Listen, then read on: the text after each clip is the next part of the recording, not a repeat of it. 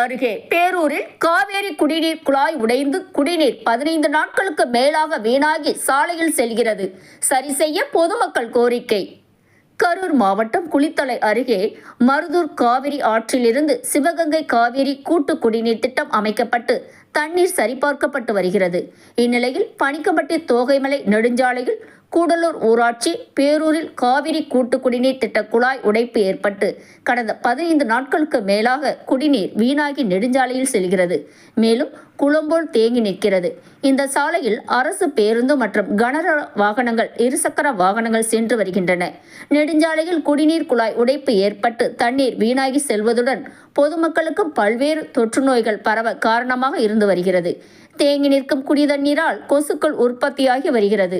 குடிநீர் குழாயை சரி செய்து தேங்கிய தண்ணீரை வெளியேற்ற ஊராட்சி நிர்வாக நடவடிக்கை எடுக்க வேண்டும் என கிராம பொதுமக்கள் மாவட்ட நிர்வாகத்திற்கு கோரிக்கை விடுத்துள்ளனர்.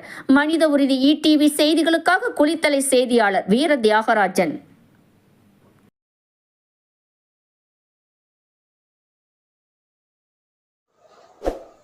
இதுபோல் அனைத்து செய்திகளையும் காண மனித உறுதி ETV சேனலை தவறாமல் பார்க்கவும்.